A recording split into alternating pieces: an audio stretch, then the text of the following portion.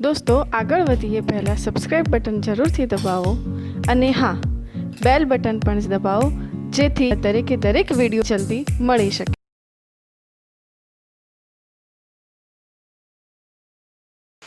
નમસ્કાર મિત્રો, આપણે જે ચેપ્ટર છે એની લગભગ થિયરી તો બધી પૂરી કરી દીધી હતી. આપણે કહ્યું હતું કે તમને જે હોમવર્કની અંદર એમસીક્યુ મેં આપ્યા હતા એનું સોલ્યુશન આપણે કરાવીશું. તો આજના ટોપિકમાં આપણે એના સોલ્યુશન વિશેની ચર્ચા કરીએ છીએ. ચાલો જુઓ, આપણે સૌથી પહેલો પ્રશ્ન હતો, નીચેનામાંથી કયું સંક્રમણ પારરક્ત વિસ્તારનું છે? કયું સંક્રમણ પારરક્ત વિસ્તારનું છે? ચલો જુઓ, આપણે જાણીએ છીએ કે પારજાંબલી, દ્રશ્યમાન અને પછી પારરક્ત. જો n બરાબર 1મો સંક્રમણ થાય તો એ પારજાંબલીમાં n બરાબર 2મો સંક્રમણ થાય તો એ દ્રશ્યમાનમાં n બરાબર 3, 4 અને 5 આપણે ક્રમશઃ લાયમેન, બામર, પાસવન, બ્રેકેટ અને ફ્રુન્ડ શ્રેણી માટે આવું બતાવતા હતા.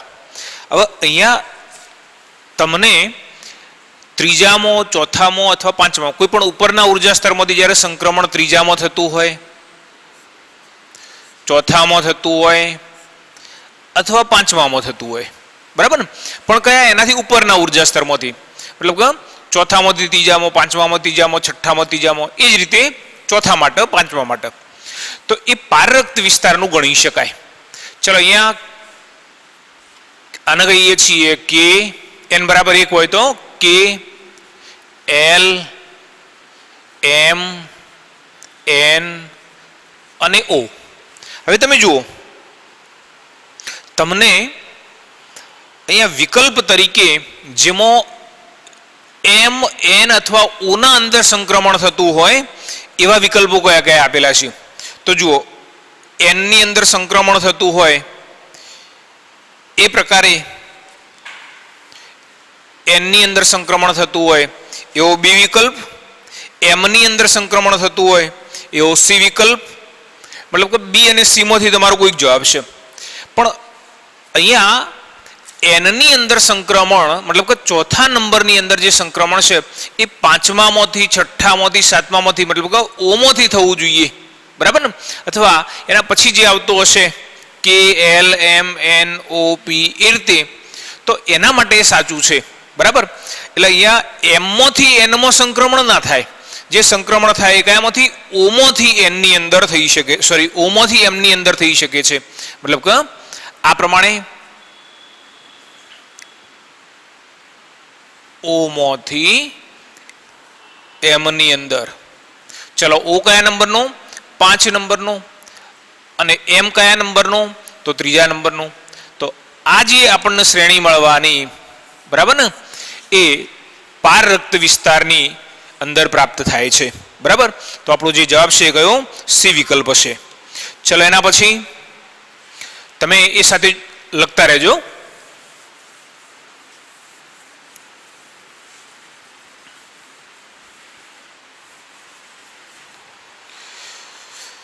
ચલો, એના પછી બીજા નંબરે, ત્રીજી કક્ષામાં પરિભ્રમણ કરતા ઇલેક્ટ્રોનનું કોણીય વેગમાન કેટલું થશે? ચલો, કોણીય વેગમાન mvr = nh/2π. અહીંયા ત્રીજી કક્ષા માટે કહ્યું છે તો અહીંયા n બરાબર શું લેવાના? 3 લેવાના. તો શું આવશે? 3h/2π, બરાબર? પણ અહીંયા 3h/2π જવાબ નથી આપેલો. એના બદલામાં આપણને શું આપેલું છે? 3/2 એટલે 1.5, એટલે 1.5h/π. કયો વિકલ્પ છે? આ C વિકલ્પ છે, બરાબર? ચલો, એના પછી 3, n બરાબર 3 મૂલ્ય ધરાવતી કક્ષકોમાં કેટલા ઇલેક્ટ્રોન સમાઈ શકે? મિત્રો યાદ રાખો કે કોઈ પણ કક્ષાની અંદર કેટલા ઇલેક્ટ્રોન સમાઈ શકે? તો 2n² જેટલા ઇલેક્ટ્રોન સમાઈ શકે છે, બરાબર ને? કોઈ પણ કક્ષકમાં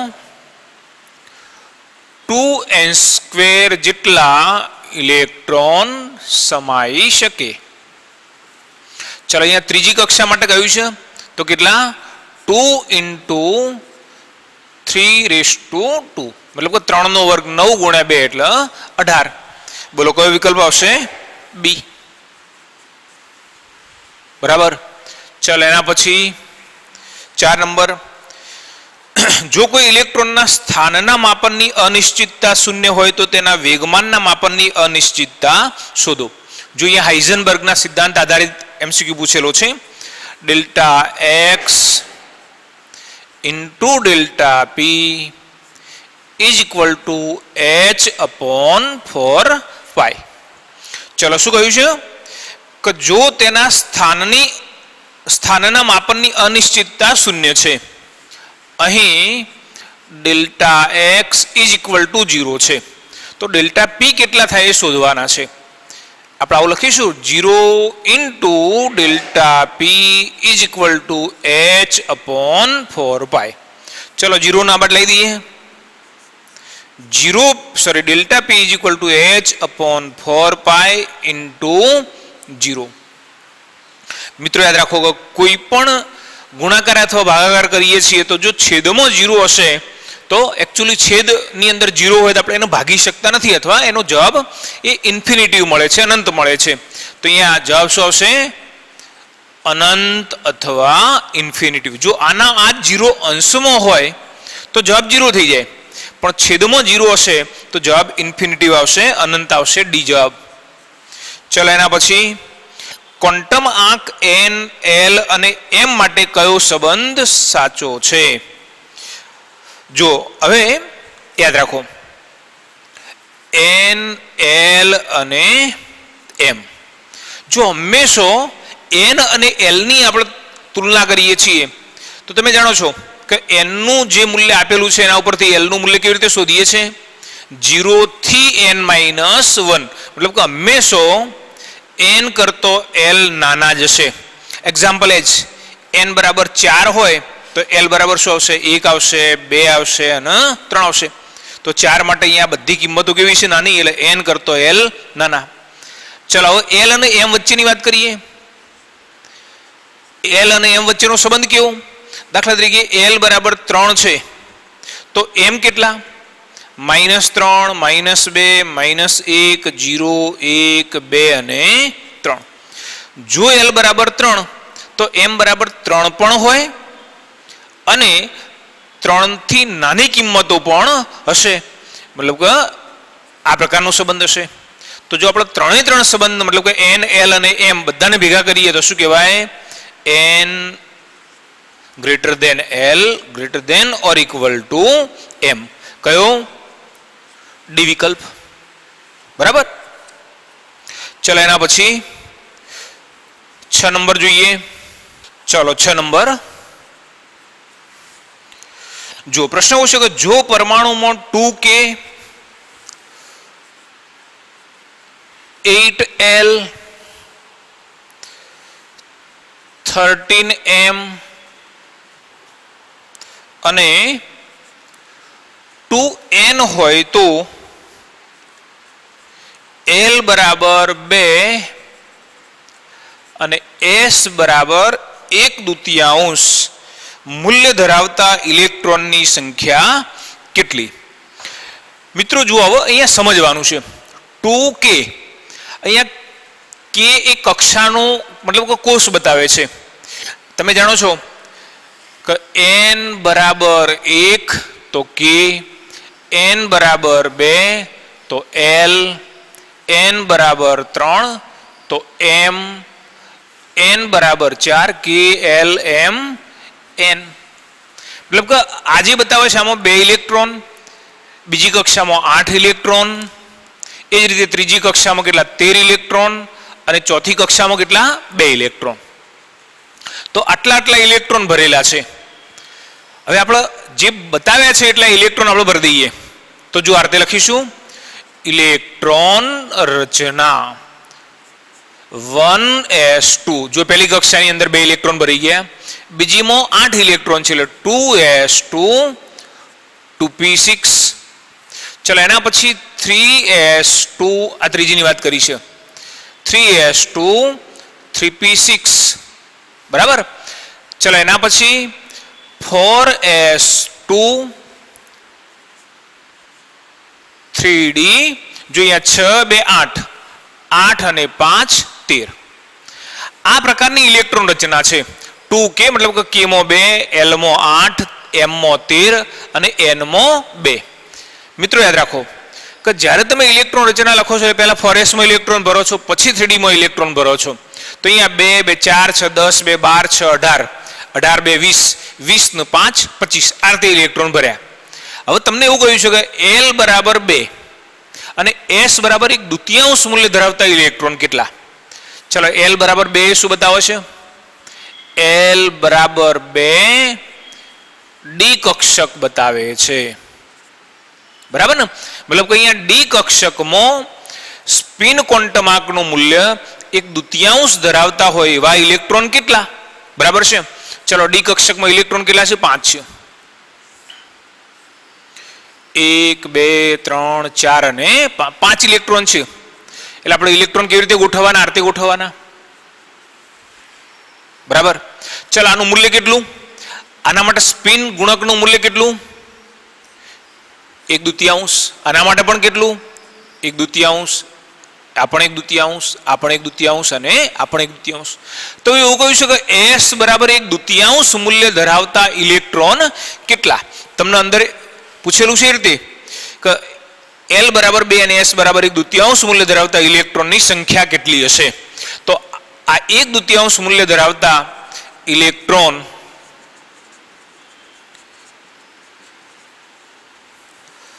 મૂલ્યવાળા ઇલેક્ટ્રોન કેટલા? 5. હવે એક પ્રશ્ન એ થાય કે જરૂરી છે કે આ મૂલ્ય 1/2 જ હોય? -1/2 પણ હોઈ શકે. ચલો જો આ -1/2 હોય તો કેટલા? -1/2 -1/2 -1/2 -1/2. તો પછી +1/2 વાળા કેટલા? એક પણ નહીં.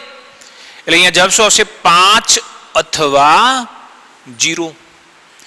મિત્રો સમજો કે આ જે ઇલેક્ટ્રોન છે એ બધા 5 ઇલેક્ટ્રોનનું મૂલ્ય કો તો +1/2 પણ હોઈ શકે અને કો તો -1/2 પણ હોઈ શકે. જરૂર નથી કે પહેલો ઇલેક્ટ્રોન લખ્યો એનું મૂલ્ય પ્લસ જ હોય, માઇનસ પણ લઈ શકાય. એટલે આપણને એમ પૂછ્યું છે કે 1/2 વાળા કેટલા? તો કો તો 5 5. અને જો બધા માઇનસ સ્પિન ધરાવે છે મતલબ કે -1/2 મૂલ્ય ધરાવે છે તો +1/2 વાળા કેટલા? તો 0. બરાબર. તો એનો અર્થ એવો થયો કે અહીંયા l બરાબર 2 અને s બરાબર 1/2 મૂલ્ય ધરાવતા ઇલેક્ટ્રોનની સંખ્યા કો તો 5 અથવા 0. બેમાંથી કોઈ પણ એક જવાબ આવશે. જો અહીંયા તમને વિકલ્પ તરીકે એ આપેલું છે, એની અંદર 0 લખેલા છે, બંને જવાબ નહીં હોય બરાબર ને. 5 નહીં આપેલો હોય. જો 5 આપેલો હશે તો 0 નહીં આપેલા હોય. ચલો એના પછી કહ્યું છે કયા તત્વ માટે સંયોજકતા કક્ષાના ઇલેક્ટ્રોનનો ક્વોન્ટમ આંક m બરાબર 0 જ હોય? જો પહેલા તો કહ્યું છે સંયોજકતા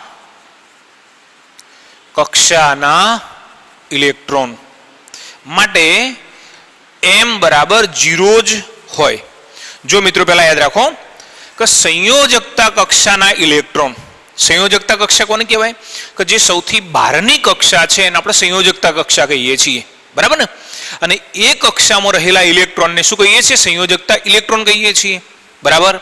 તો અહીંયા સંયોજકતા ઇલેક્ટ્રોન માટે m નું મૂલ્ય 0 હોય. જો અહીંયા કયો વિકલ્પ આવશે? સોડિયમ આવશે. તમે બધા માટે આમ તો રેન્ડમલી ચેક કરી શકશો, પણ આપણે સોડિયમની વાત કરીએ છીએ. 11 ઇલેક્ટ્રોન છે. ઇલેક્ટ્રોન રચના લક્ષણો તમને ખ્યાલ આવશે. 1s2 2s2 2p6 3s1. અહીંયા સંયોજકતા કક્ષા કઈ? ત્રીજી. સંયોજકતા કક્ષાનો ઇલેક્ટ્રોન કયો? આ. કઈ કક્ષકમાં આવેલો છે? s માં.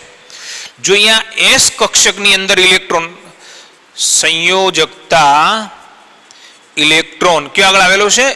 s કક્ષકમાં છે. જો s કક્ષક હશે તો l બરાબર કેટલા? 0. અને જો l બરાબર 0 તો m બરાબર કેટલા હોય? 0 જ હશે બરાબર.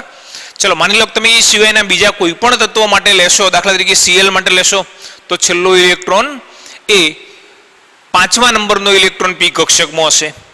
S ની અંદર પણ એ જ હશે અને એલ્યુમિનિયમની અંદર p ની અંદર પહેલો ઇલેક્ટ્રોન હશે. મતલબ કે એની અંદર p કક્ષકમાં ઇલેક્ટ્રોન આવશે અને p કક્ષકમાં ઇલેક્ટ્રોન આવે એટલે L બરાબર કેટલા થવાના? 1 થવાના. જો L બરાબર 1 થાય તો એમના 3 મૂલ્યો શક્ય બને. કયા કયા? -1, 0, +1. તમને એમ થાય કે એમાં 0 તો આવે જ છે, પણ આપણને સ્પેસિફિક એવું કહ્યું છે કે ક્વોન્ટમાંક m બરાબર 0 જ હોય, બીજો કોઈ હોય જ નહીં. આના માટે તો કેટલા આવશે? તો m બરાબર 3 મૂલ્યો આવશે, -1, 0 અને +1. આ તો એમ કહેશે કે માત્ર ને માત્ર 0 જ હોય તો 0 ખાલી માત્ર ને માત્ર આની અંદર જ આવશે. બરાબર. ચલો એના પછી 4 પેટાકોષ ધરાવતી કક્ષા કઈ હોય છે? જો મિત્રો આપણને એમ કહ્યું છે કે 4 પેટાકોષ ધરાવતી, 8મા નંબરનો પ્રશ્ન જુઓ, 4 પેટાકોષ ધરાવતી કક્ષક. પેટાકોષ એટલે કક્ષક, મતલબ અહીંયા 4 કક્ષક જેના અંદર આવતી હોય એવી કક્ષા કઈ? તો જુઓ 2s, 2px, 2py અને 2pz. જો અહીંયા 1, 2, 3 અને 4. તો કયા નંબરની કક્ષા? બીજા નંબરની કક્ષાની અંદર 4 પેટાકોષ અથવા 4 કક્ષકો આવેલી હોય છે. 4 પ્રકારની હો, ખાલી 4 કક્ષકો શબ્દ બરાબર સમજજો. બરાબર. તો અહીંયા n બરાબર 2 આપણો જવાબ આવશે, પણ આપણને n બરાબર 2 નથી પૂછ્યું. આપણને શું કહ્યું છે? k l m n એ રીતે જવાબ આપેલો છે. તો n બરાબર 2 માટે શું આવશે? l. બરાબર. અને l એ કયા વિકલ્પ તરીકે છે? ડી વિકલ્પ તરીકે. ચલો એના પછી આલ્ફા કણ પ્રકીર્ણનના પ્રયોગમાં ખાલી જગ્યા ટકા આલ્ફા કણો અથડાઈને 180 ના ખૂણે પાછા ફરે છે. મિત્રો એક વિધાન હતું કે જ્યારે રુથરફોર્ડે પ્રયોગ કર્યો તો એમાં એવું બતાવવામાં આવ્યું હતું કે 20,001 આલ્ફા કણ અથડાઈને 180 ના ખૂણે પાછું ફરે છે. દાખલા તરીકે અહીંયા અથડાયું તો એમનું એમ જ પાછું ફરે છે. બરાબર. તો આપણે અહીંયા બતાવીએ કે 20,000 માંથી 1 આલ્ફા કણ 180 ના ખૂણે પરત ફરે છે. તો તમને ટકા કયા છે? તો 100 માંથી કેટલા 180 ના ખૂણે પરત ફરશે? તો 100 ગુણ્યા 1 ભાગ્યા 20,000. કેટલો જવાબ આવશે? 0.005%. કયો? સી વિકલ્પ. બરાબર. ચાલો એના પછી 10 નંબર, નીચેનામાંથી કયો ક્વોન્ટમાંકનો સેટ સૌથી વધુ ઉર્જા ધરાવે છે? મિત્રો યાદ રાખો કે જેના માટે n+l નું મૂલ્ય વધુ તેની ઉર્જા વધુ. ચલો અહીંયા બધા વિકલ્પ માટે n+l ના મૂલ્ય મેળવો. ચલો પહેલાની અંદર a ની અંદર 4 અને 2 કેટલા થશે? 4 + 2 = 6. બીજા માટે 6, ત્રીજા માટે પણ 6, ચોથા માટે પણ 6. જો n+l નું મૂલ્ય સમાન હોય, બરાબર ને, n+l સમાન હોય તો જેનું n નું મૂલ્ય વધુ તેની ઉર્જા વધુ. હવે તમે વિચારી શકો કે n નું મૂલ્ય કોની અંદર વધારે છે? તો b ની અંદર સૌથી વધારે છે. b માટે n બરાબર 6 છે, માટે તમારો જવાબ શું આવશે? b. બરાબર. ચલો એના પછી 11મા નંબરનો પ્રશ્ન કે પરમાણુના ચુંબકીય ક્વોન્ટમાંકનું મૂલ્ય નીચેના પૈકી કોની સાથે સંબંધિત છે? શું બતાવે? તો કક્ષકની અવકાશીય ગોઠવણી બતાવે છે. m ચુંબકીય ક્વોન્ટમાંક m એ કક્ષકની અવકાશમાં ગોઠવણી કેવી રીતે થાય છે એના વિશેની આપણને માહિતી આપે છે. બરાબર. ચલો એના પછી નંબર 12, ડી કક્ષકમાં રહેલા ઇલેક્ટ્રોનનું કક્ષકીય કોણીય વેગમાન કેટલું થશે? જો મિત્રો યાદ રાખો, કક્ષકીય કોણીય વેગમાન માટેનું સૂત્ર આવું છે, √L પ્લસ 1 h/2π. બરાબર? જ્યારે જ્યારે પણ કક્ષકીય કોણીય વેગમાન કહ્યું હોય તેના માટે આ પ્રકારનું સૂત્ર લઈએ છીએ, L કૌંસમાં L પ્લસ 1 નું વર્ગમૂળ ગુણ્યા h/2π. બોલો કઈ કક્ષક માટે કહ્યું છે? ડી કક્ષક માટે કહ્યું છે. અને ડી કક્ષક માટે L બરાબર કેટલા? 2. L બરાબર 0 તો S, 1 તો P, 2 તો D. તો અહીંયા 2 મૂકી દો. 2 વત્તા 1 એટલે 3, 3 દુ 6. તો શું આવશે? વર્ગમૂળમાં 6h/2π. બોલો કયો વિકલ્પ છે? સી. બરાબર? ચલો એના પછી 13મા નંબરનો પ્રશ્ન જોઈએ. ચલો જુઓ, ઇલેક્ટ્રોન રચના 13મા નંબરનો પ્રશ્ન, 1s2 2s2 2p5 3s1 શું સૂચવે છે? જો મિત્રો યાદ રાખજો, 2 2 4 5 9 ને 1 10, એટલે એકચ્યુઅલી આ 10 ઇલેક્ટ્રોનની રચના છે. અને 10 ઇલેક્ટ્રોનની રચના એ કોની? નિયોનની ઇલેક્ટ્રોન રચના છે. પણ અહીંયા થયું છે એવું કે અહીં આગળ એક ઇલેક્ટ્રોન અહીંયા ભરાવાના બદલે ઉપર જતો રહ્યો છે. બરાબર? અને આવું ક્યારે બનશે? કે જ્યારે તમે 2p કક્ષકના ઇલેક્ટ્રોનને થોડીક ઉર્જા આપો તો આઉફબાઉના નિયમનું ઉલ્લંઘન કરીને એ ઉપર જતો રહેશે. અને જ્યારે પણ ઇલેક્ટ્રોન ઉપરના ઉર્જા સ્તરમાં જાય તો આપણે એને શું કહીએ છીએ? એક્સાઇટેડ ઇલેક્ટ્રોન અથવા ઉત્તેજિત ઇલેક્ટ્રોન કહીએ છીએ. તો એકચ્યુઅલી આ જે આપેલું છે શું કહેવાય? નિયોન ની ઉત્તેજિત અવસ્થા. સી. મિત્રો આપણે ભૂલથી અંદર એ વિકલ્પ આપેલો છે. ફ્લોરિનની અંદર 9 જ ઇલેક્ટ્રોન હોય એટલે ફ્લોરિનની ઉત્તેજિત અવસ્થા બતાવી શકતા નથી. ચલો એના પછી નંબર 14, એક સ્પીસીઝમાં 18 ઇલેક્ટ્રોન છે. ઇલેક્ટ્રોનની સંખ્યા કેટલી? 18. ઇલેક્ટ્રોન કરતા 2 વધુ પ્રોટોન છે, મતલબ કે પ્રોટોનની સંખ્યા કેટલી? 20. અને તે ન્યુટ્રોન ધરાવે છે. કેટલા ન્યુટ્રોન છે એ કહ્યું નથી. તો સ્પીસીઝને ઓળખો. મિત્રો યાદ રાખો કે જો એના અંદર પ્રોટોનની સંખ્યા 20 હશે તો એનો પરમાણુ ક્રમાંક એ 20 જ ગણી શકાય. ઇલેક્ટ્રોનમાં વધઘટ થાય પણ પ્રોટોનની સંખ્યા જે છે એના પરમાણુ ક્રમાંક જેટલી છે, અને 20 નંબરનો પરમાણુ ક્રમાંક એ કયો? કેલ્શિયમનો છે. બરાબર? હવે કેલ્શિયમમાં ઇલેક્ટ્રોન 18 ક્યારે થાય? કે જ્યારે એ 2 ઇલેક્ટ્રોન ગુમાવશે ત્યારે. આમ પહેલા 20 હતા તટસ્થ પરમાણુમાં, પણ જ્યારે એણે બાહ્યતમ કક્ષાના 2 ઇલેક્ટ્રોન ગુમાવ્યા તો 18 થઈ ગયા. અને જો 2 ઇલેક્ટ્રોન ગુમાવે તો શું બનશે? Ca2+. બરાબર છે? તો શું વિકલ્પ આવશે? બી. ચલો એના પછી 15 નંબર, એક સ્પીસીઝમાં ઇલેક્ટ્રોન પ્રોટોન અને ન્યુટ્રોનની સંખ્યા, ઇલેક્ટ્રોન પ્રોટોન અને ન્યુટ્રોનની સંખ્યા અનુક્રમે 10 8 અને 8 છે. મિત્રો યાદ રાખો કે પ્રોટોનની સંખ્યા 8 છે તો એનો પરમાણુ ક્રમાંક Z બરાબર 8 છે. અને 8 પરમાણુ ક્રમાંક ધરાવતું તત્વ એ કયું હશે? ઓક્સિજન છે. ચલો આની અંદર 2 ઇલેક્ટ્રોન એ વધુ છે. અને 2 ઇલેક્ટ્રોન વધુ ક્યારે હશે? કે જ્યારે એ 2 ઇલેક્ટ્રોન મેળવશે ત્યારે. આમાં શું થતું હતું? ઇલેક્ટ્રોન 2 ઓછા હતા એટલે એને ગુમાવ્યા હતા, અહીંયા એને મેળવ્યા છે. જો એ 2 ઇલેક્ટ્રોન મેળવે તો શું બને? ઋણાયન બને. બરાબર ને? એટલે એના ઉપર માઇનસ ચાર્જ હશે. કેટલો? 2-. કયો વિકલ્પ? એ.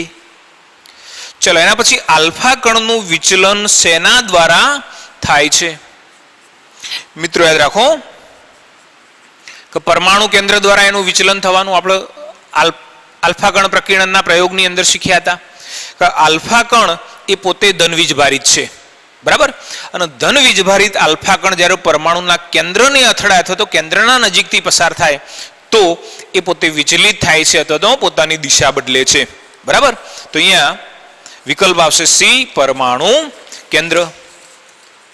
ચલો એના પછી કહ્યું છે n બરાબર 3 મૂલ્ય ધરાવતી કક્ષકોની સંખ્યા કેટલી? n બરાબર 3 મૂલ્ય ધરાવતી કક્ષકો કેટલી હોય? હંમેશા કક્ષકોની સંખ્યા n સ્ક્વેર જેટલી હોય. તો અહીંયા 3 નો વર્ગ એટલે શું આવશે? 9. વિકલ્પ તરીકે ડી. ચલો એના પછી ઓક્સિજન પરમાણુની ધરા સ્થિતિમાં સ્પિન ગુણકનું મૂલ્ય કેટલું થાય? મેં આવો એક પ્રશ્ન અગાઉ સમજાયેલો છે. Oxygen 8 electron, 1s2 2s2 2p4 8 ઇલેક્ટ્રોનની ગોઠવણી કરી. ચલો 1s માં કેટલા ઇલેક્ટ્રોન? 2. 2s માં કેટલા? 2. અને 2p 3 પેટા પ્રકારો. કેટલા ઇલેક્ટ્રોન? 4 ઇલેક્ટ્રોન. કેવી રીતે ભરવાના? 1 2 3 અને 4. ચલો માની લો કે આનું સ્પિન ગુણકનું મૂલ્ય કેટલું? 1/2. જો આનું +1/2 લઈએ છીએ તો કેટલું? -1/2. કેટલા? +1/2 -1/2. બોલો આના કેટલા? +1/2 -1/2. આના કેટલા? 1/2. આના કેટલા? 1/2. તો આ તો એકચ્યુઅલી કેટલા થઈ જવાના? 0. આ કેટલા થઈ જવાના? 0. આ કેટલા થઈ જવાના? 0. મતલબ કે જેમાં યુગ્મ છે એ પ્લસ અને માઇનસ એટલે 0 થઈ જાય. ચલો અહીંયા કેટલા બાકી વધ્યા? 1/2 અને 1/2 એટલે શું જવાબ આવશે? 1. બરાબર. તો ઓક્સિજન માટે સ્પિન ગુણકનું મૂલ્ય એ 1 મળે છે. મિત્રો જરૂર નથી કે મૂલ્ય 1 હોય, -1 પણ હોઈ શકે. માની લો કે આપણે આ ઇલેક્ટ્રોન માટે સ્પિન ગુણકનું મૂલ્ય -1/2 લઈએ છીએ તો -1/2 -1/2 એટલે શું આવશે? -1. પણ બંને જવાબ નહીં હોય, કો તો પ્લસ હશે ને કો તો માઇનસ હશે. તો અહીંયા વિકલ્પ બી તરીકે આપણને 1 આપેલા છે. બરાબર ને? જો કદાચ -1 જવાબ હોત તો +1 ના આપેલા હોત. ચલો એના પછી કયું છે નંબર 19. ઇલેક્ટ્રોનની શક્તિ કયા ક્વોન્ટમ આંક દ્વારા નક્કી થાય છે? મુખ્ય ક્વોન્ટમ આંક દ્વારા. આપણે બતાવેલું છે કે મુખ્ય ક્વોન્ટમ આંક એ ઇલેક્ટ્રોનની શક્તિ, કેન્દ્રથી એનું અંતર, પરમાણુની ત્રિજ્યા વગેરે બાબતો નક્કી કરે છે. ચલો એના પછી કયું છે નીચેનામાંથી કયું સંક્રમણ પાસવન શ્રેણીમાં રેખા નિપજાવે છે? યાદ રાખો, લાઇમેન, બામર અને પાસવન. n બરાબર 1, n બરાબર 2, n બરાબર 3, k, l અને m. ચલો m ની અંદર જે સંક્રમણ થતું હોય, બરાબર છે, એ પાસવન શ્રેણીમાં રેખા નિપજાવશે. પણ સાથે સાથે શરત એ છે કે m કરતા ઊંચા ઉર્જા સ્તરમાંથી, m પછી શું આવશે? n. તો n માંથી m માં સંક્રમણ થાય એ પાસવન શ્રેણીની રેખા નિપજાવે છે. બરાબર. તો ડી વિકલ્પ આવશે. ક્રોમિયમ પરમાણુની ભૂમિ અવસ્થાની ઇલેક્ટ્રોન રચનામાં કયા નિયમનું પાલન થતું નથી? જો અહીંયા 2 પ્રશ્નો ભેગા પૂછ્યા. ક્રોમિયમની ઇલેક્ટ્રોન રચના કઈ અને પછી એમાં કયા નિયમનું પાલન થતું નથી? મિત્રો યાદ રાખો, ક્રોમિયમની ઇલેક્ટ્રોન રચના કઈક આવી છે 24 આર્ગોન 3d5 4s1. જો એક્સેપ્શનલ મતલબ કે જે હોવી જોઈતી હતી એ ખરેખર તો કેવી હોવી જોઈતી હતી? આર્ગોન પછી 3d4 4s2. બરાબર ને? પણ એવી નથી. આમાંથી એક ઇલેક્ટ્રોન આમાં આવે છે. કેમ? એ આપણે અગાઉ શીખ્યા હતા. ચલો અહીંયા 3d કક્ષક, બરાબર, સોરી 4s કક્ષક પૂરેપૂરી ભરાઈ નથી અને 3d કક્ષકમાં ઇલેક્ટ્રોન જતા રહ્યા. એટલે કે આપણે એવું કહીએ છીએ કે 1s ભરાય પછી 2s માં ઇલેક્ટ્રોન જાય, 2s ભરાય પછી 2p માં ઇલેક્ટ્રોન જાય. આવું કોણ બતાવે છે? આવભાવનો નિયમ. તો જો સુધી આ પૂરેપૂરી ન ભરાઈ હોય ને આમાં ઇલેક્ટ્રોન જતા રહે તો કયા નિયમનું ઉલ્લંઘન થાય છે? આવભાવના નિયમનું ઉલ્લંઘન થાય છે. કયો જવાબ આવશે? બી. ચલો 22 નંબર. E/m. મેં કદાચ ક્લાસરૂમની અંદર પણ મતલબ કે લેક્ચરની અંદર તમને બતાવેલું છે. ચાર્જ અપોન માસ ના ગુણોત્તર નો ચડતો ક્રમ જણાવો. જો મિત્રો અહીંયા 4 વિકલ્પો આપેલા છે. એમાંથી આપણો જે છેલ્લો વિકલ્પ છે એ સાચું છે. એટલે આપણે હું એ ક્રમમાં જ તમને સમજાવી દઉં. ડી. n પછી આલ્ફા પછી પ્રોટોન અને ઇલેક્ટ્રોન. જો અહીંયા ચાર્જ એટલે વીજભાર, પછી માસ એટલે દળ, આ બંનેનો ગુણોત્તર લેવાનો છે. ચલો n નો વીજભાર કેટલો? 0. બરાબર છે. ચલો એનો દળ કેટલું? એપ્રોક્સ આપણે 1 લઈએ છીએ. બરાબર.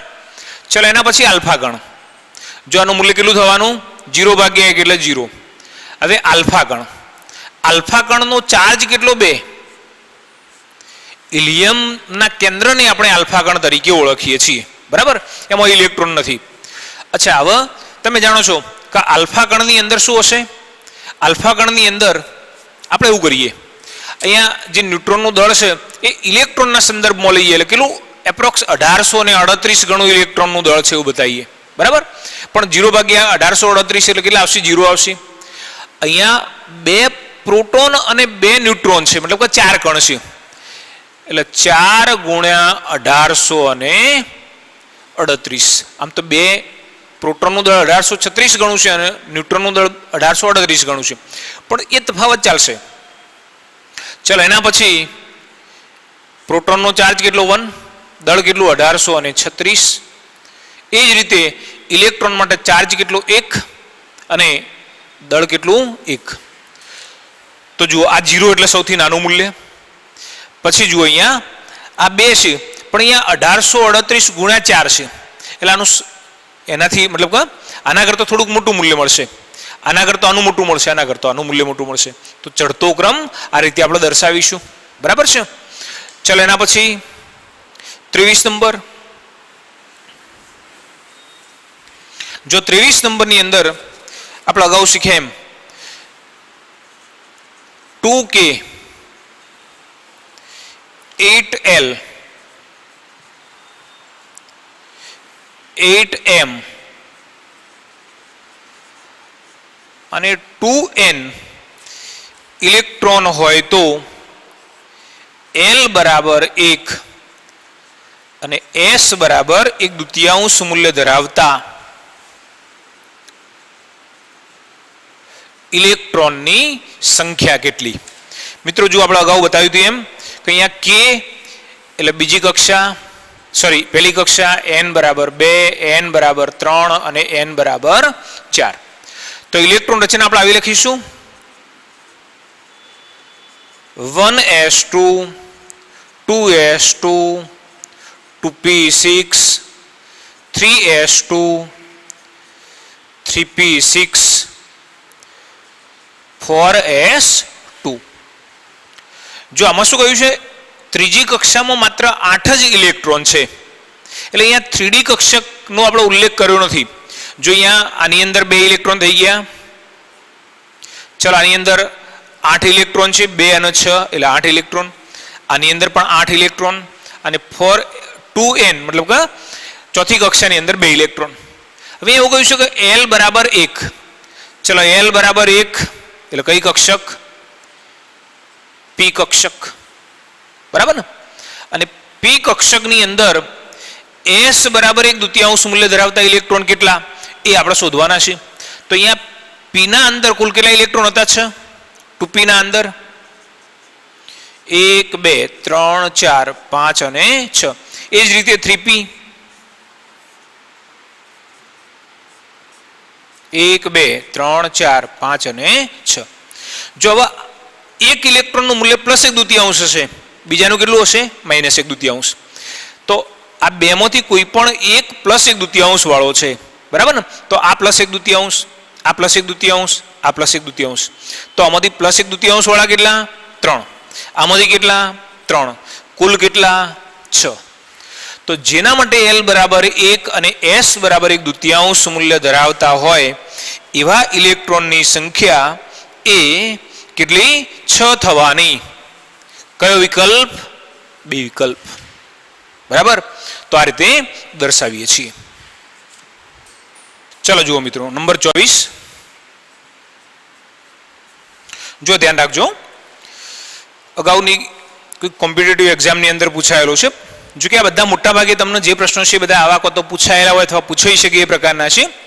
પ્રશ્ન એવું છે કે પરમાણુની 2 ક્રમિક કક્ષાઓના કોણીય વેગમાનનો ગુણોત્તર અને તફાવત A અને B હોય તો A upon B is equal to ખાલી જગ્યા આવું ગયું છે.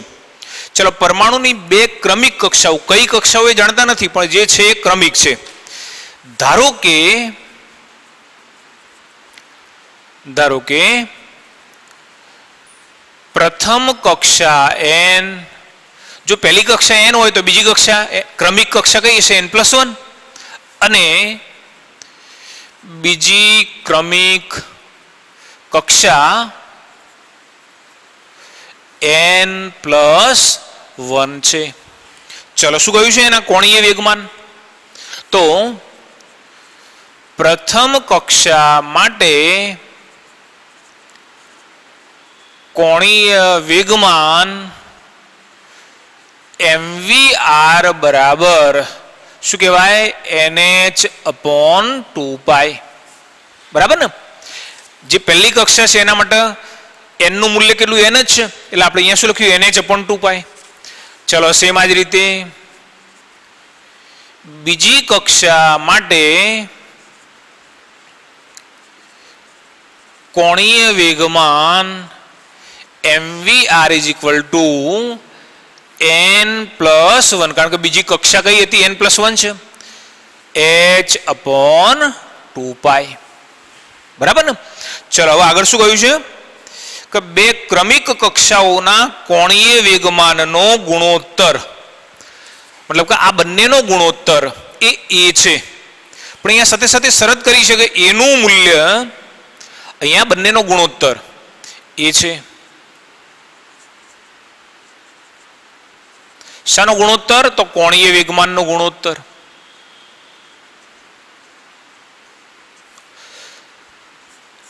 અહીંયા સાથે સાથે શરત એ છે કે a નું મૂલ્ય 1 કરતો વધુ છે. તો તમે વિચારો કે આ બંને કોણીય વેગમાનની અંદર કોનું મૂલ્ય વધારે હશે? આ n હતા, આ n+1 છે, તો આનું મૂલ્ય વધારે હશે. તો a નું મૂલ્ય 1 થી મોટું ક્યારે મળે? કે આને આપણે અંશમાં લઈએ, આને છેદમાં લઈએ. તો સમજો બરાબર કે આ બંને મૂલ્યની અંદર n+1 આના વધુ છે, માટે આ મૂલ્ય વધુ હશે, આ મૂલ્ય ઓછું હશે. જો તમારે બંનેનો ગુણોત્તર એ 1 કરતો મોટો લાવવો હોય તો અહીંયા આને અંશમાં લેવા પડશે અને આને છેદમાં લેવા પડશે. તો શું લખાય? n+1 h/2π. આને અંશમાં લઈએ, આને છેદમાં લઈએ, nh/2π. બરાબર? ચલો જુઓ, આજે લખેલું છે એકચ્યુઅલી આવું થાય, n+1h/2π ગુણ્યા આ કયો છે? છેદમાં nh. આ કયો છે? છેદના પણ છેદમાં, એટલે કયો જતું રહેશે? અંશમાં. એટલે 2π જતા રહેશે, તો h એ પણ જતા રહેશે. તો જવાબ શું આવી ગયો? જવાબ આવશે n+1/n. બરાબર? શું મેળવ્યું? કોણીય વેગમાનનો ગુણોત્તર મેળવ્યો, જેનું મૂલ્ય 1 કરતો મોટું છે. ચલો, આગળ બીજું કયું છે? અને તફાવત અનુક્રમે b છે. કોનો તફાવત? આ બંને કક્ષા માટેના જે કોણીય વેગમાન છે એનો તફાવત. તફાવત મેળવવા માટે શું કરવાનું? મોટામાંથી નાની કિંમતને બાદ કરવાની, તથા કોણીય વેગમાન નો તફાવત b બરાબર, ચલો મોટું મૂલ્ય કયું? n+1h/2π minus nh/2π. આના અંદરથી આ બાદ કરવાના છે. ચલો, બાદ કરીએ તો શું આવશે? જો આની સાથે ગુણી દઈએ, એટલે nh+h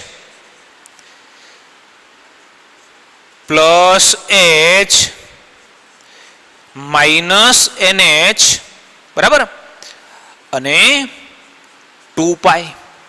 જો અહીંયા nh અને nh બંને નીકળી જવાના, એટલે શું આવશે? h/2π. ચલો, તમને a નું મૂલ્ય મળી ગયું, b નું મૂલ્ય મળી ગયું. હવે તમારે શું શોધવાનું છે? અહીંયા તમને શોધવાનું કહ્યું છે a/b કેટલા થાય. ચલો એનું મૂલ્ય કેટલું? એનું મૂલ્ય આપેલું છે n+1/n.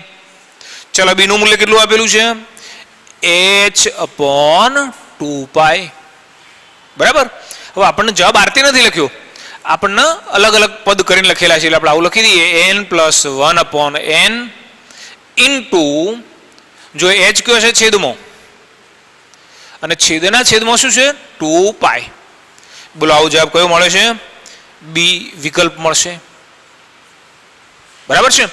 તો જે પૂછ્યું હતું કે બે ક્રમિક કક્ષાઓના કોણીય વેગમાનનો ગુણોત્તર અને તફાવત બી હોય તો a/b બરાબર ખાલી જગ્યા, તો અહીંયા a/b નું મૂલ્ય એ n+1/n ઇન્ટુ 2π/h મળે છે.